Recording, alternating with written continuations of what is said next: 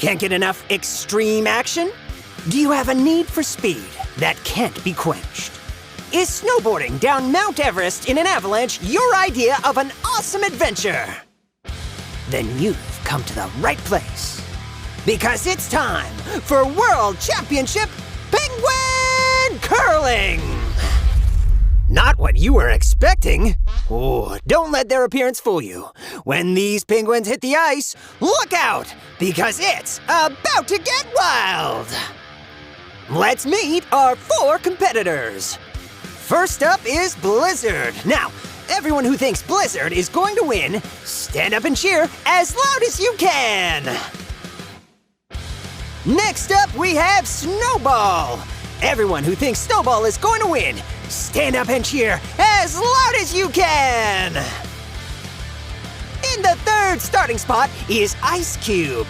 If you think Ice Cube is going to win, stand up and cheer as loud as you can! In our final spot is Popsicle. If you think Popsicle is going to win, stand up and cheer as loud as you can! All right, our penguins are ready to get this party started. Don't forget to cheer as loud as you can for your penguin. We're gonna start in 3, 2, 1, and they're off. Oh boy, just look at them go. The track is slick today. This is gonna be a close one. Oh my! The speed is unreal! This is anybody's race. Blizzard makes a move. Popsicle is not backing down.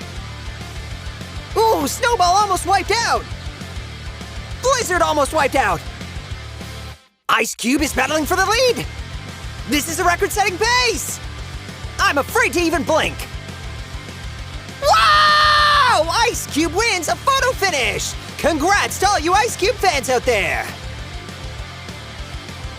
Phew! I don't know about you folks, but I was on the edge of my seat that entire race. I think I need to drink some coffee just to calm down. Be sure to join us next time for more penguin curling action.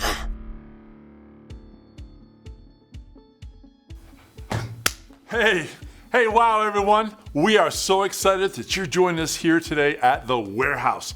And we're excited that you're with us this week as we kick off a new series called Welcome to the Neighborhood. Hey, have you ever been to a block party or a party with your neighbors out in the street or even a cookout with your next door neighbors? The food, the fun, and getting together is amazing and so much fun. In fact, you can't wait for another get together. But after the party and the get together, everybody goes home and life goes back to normal, where life doesn't always feel like a party. When we think about all the people in our neighborhood, we realize, just like us, they could use some encouragement and help along life's journey. So often it's easy to stay focused on our own needs. But what if we took some time and really looked past the smiles and really saw some of the needs of our friends and family? Well, this month, that's exactly what we're gonna do. Our theme for this month is gonna help us learn how to show compassion. You see, compassion is caring enough to do something about someone else's need. As we learn more about compassion, we see that it is at the very heart of God and how He wants us to react to the world around us. Our memory verse for this month helps us better understand what God wants us to do, and it's found in the Old Testament book called Micah. It's chapter 6, verse 8, and it says this: He has shown you, O mortal, that means human, what is good. And what does the Lord require of you? To act justly, and to love mercy, and to walk humbly with your God. Compassion is treating others with respect and justice. And all month long, we're going to be taking our cues from Jesus as He lived and displayed compassion to all the people around Him.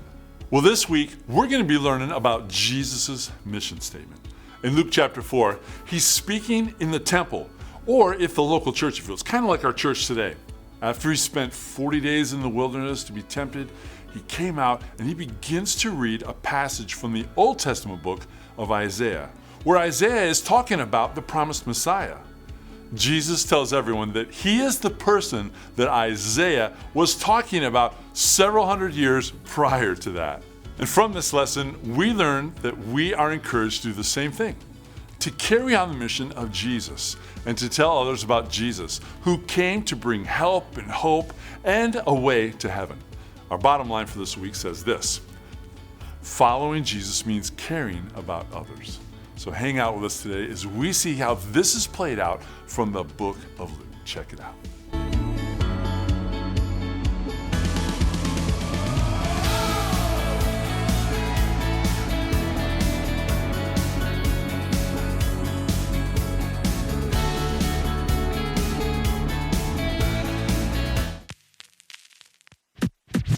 This is DJ Maddie with the lads and the Na-Na song. Get ready to move to the never failing, ever remaining promises of God. Let's go! God is with you when you rise. So move yourself to the left and the right. He's with you when you're up and down. And bounce and pop down to the ground. God is with you 24/7. Step left and right, keep on stepping. He's with you through the highs and lows. Clap, clap your hands as you go. Yeah, here we go! Wherever you go, you were never alone. God is with you all the time, through the day and through the night. Wherever you go, you are never alone. And God is with you all the time, through the day and through the night. Now I got it, but do you got it? I don't know. This time I want you to holler out the promises while you move. Look, like this. God is with me when I rise. So move yourself to the left and the right. He's with me when I'm up and down. So bounce and pop down to the ground. That's right. God is with me 24/7. Step left, step right, keep on stepping. He's with me through the highs and lows. Clap your hands as you go. Now raise your arms and say, Wherever you go, you were never alone. God is with you all the time, through the day and through the night. I think they got it. Wherever you go, you were never alone. And God is with you all the time, through the day and through the night. Y'all keep stepping. Y'all look beautiful out there. This is perfect. The lads, DJ Maddie, we here for y'all, man. Just a simple reminder that you are never alone. Remember that through the day and through the night.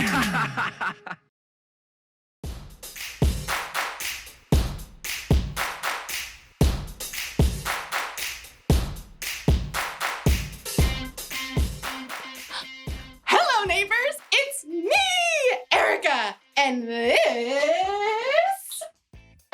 is my block. Okay, so I don't actually live here, but isn't this the coolest little town? Almost everyone you know lives in a neighborhood. Of course, what your neighborhood looks like may be different from someone else's. You may live in this kind of neighborhood.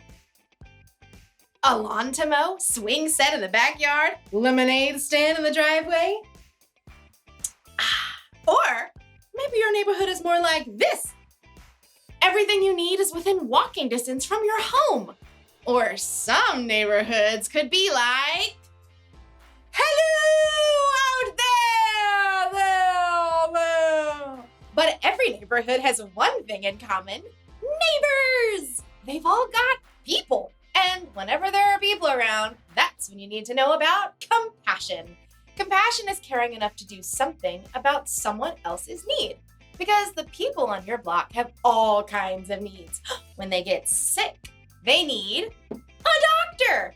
If they want to learn how to add and subtract, they need a teacher. If they lose a cat up a tree, they need someone with a really big ladder.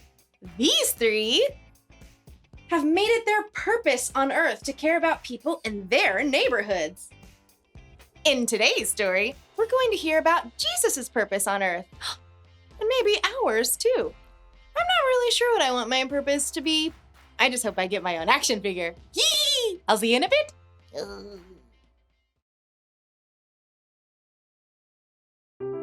The Bible. It's 66 books of history, stories, letters, and poetry that fit together to form God's one big story. The epic adventure of how He created us and loves us so much that He made a way to rescue us. As we travel through the Bible, from Genesis to Revelation, we discover people who met God and found their lives changed forever. Now, for an amazing story, inspired by the book of Luke, chapter 4, verses 14 through 30. Even though Jesus was on this earth for 33 years, there's still not much we know about his first 30 years. We do know that he visited Jerusalem for the Passover feast with his parents.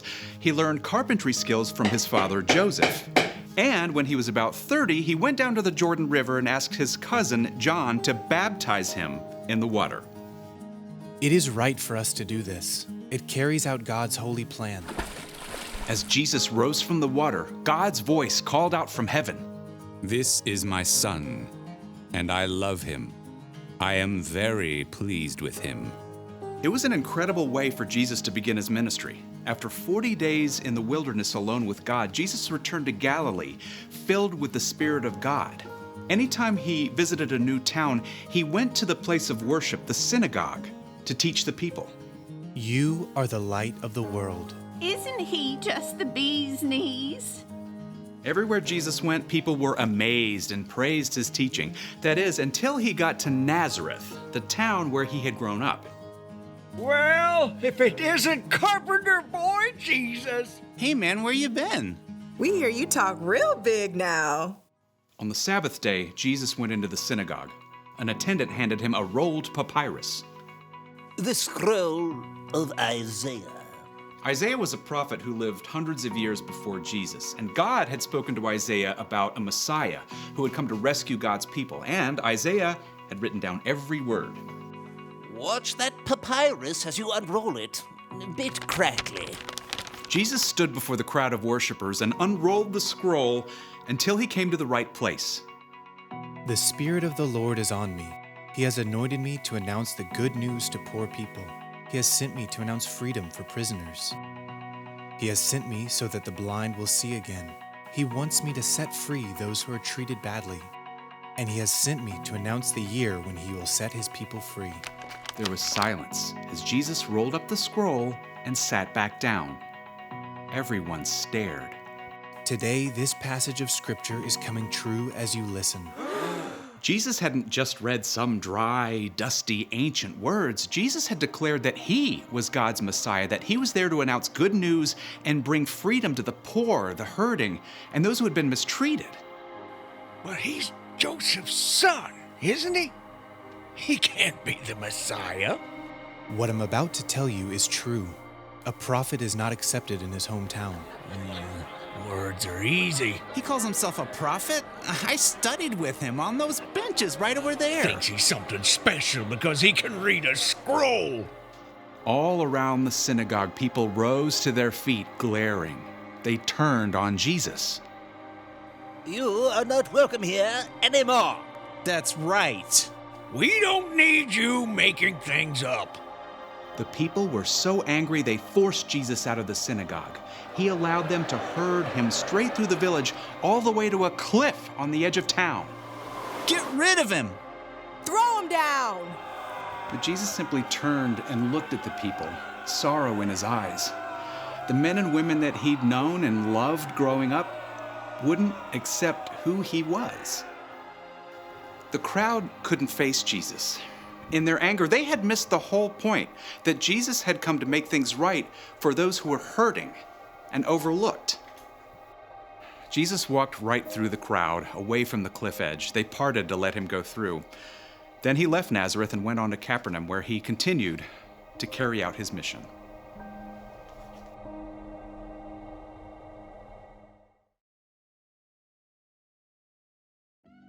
When Jesus was here, he had a mission to announce the good news to people who needed to hear it and to care about people who'd been treated badly or had been overlooked. He came to heal, to teach, and to rescue. That was his purpose. And Jesus fulfilled that purpose when he died on the cross for the sins of the whole world. That's how much compassion he has.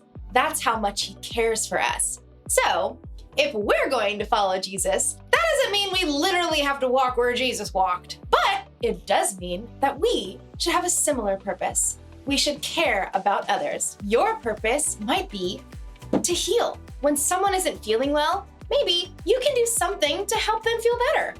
Or when someone is having a hard time understanding something, you can help teach them. Or you can rescue someone from danger. You can be a hero. And guess what? You don't have to be a doctor or a teacher or a firefighter to care about others. You can care about the people on your block right now. You know how? You can lend a hand to someone who needs one. You can make somebody laugh. Or you can listen. Or you can just be there for someone who's all alone. Jesus cared so much for other people, and we should too. That's why the one thing to remember today is this. Following Jesus means caring about others. That's true in your neighborhood and in mine. I've got my own action figure. Spitting image. Close enough. I'll see you next time. Can you play me? Okay, thanks.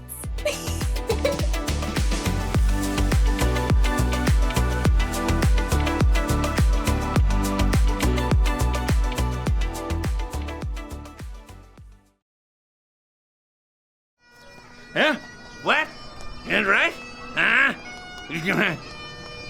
Hi there, I'm MC Haggis, and this here is my beatboxing partner, Seamus McFamous. Give him a sample, Seamus. Yip, yip, yip, yip, yip. This month we're learning about compassion, caring enough to do something about someone else's need, right? So here's the deal. Old man McGillicuddy's land is nearby, and me and Seamus found that a portion of his fence had been torn down, right, Seamus? Yeah. So, being good neighbors, we thought we'd take it upon ourselves to show compassion and rebuild it for old man McGillicuddy. So, me and Seamus have spent the last couple of days rebuilding his fence, ain't that right? As a matter of fact, I think it's in better shape than it was before, wouldn't you say? Hey. Yeah! That's right. Well, come to find out, old man McGillicuddy and his animals were stuck in his own field. You see, his tractor broke down and he needed to have it towed out from the spot where he had torn the fence down. You heard me. Old man McGillicuddy tore his own fence down to get his tractor out of the field. Hey! Out! Yeah, oopsies, it's right. Old man McGillicuddy wanted the wall torn down so he could move his tractors and animals. So me and Seamus need to go back and tear down the portion of that fence we fixed, that beautiful, sturdy portion of the fence we fixed. I know. Okay. Our hearts were in the right place, though. We're showing compassion and all. But we learned something else today, too. Just make sure you really know what someone needs before you show compassion, hey? Let's rap about it. Kick it!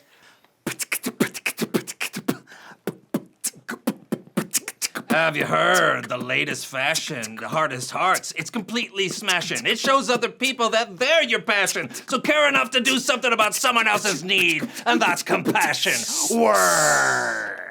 Hey! Here's a glass half full look at it. After we tear down the fence, we get to build it back up again. Oh! I'm not toying with your emotions. I wouldn't do that to you because I like to show compassion to you.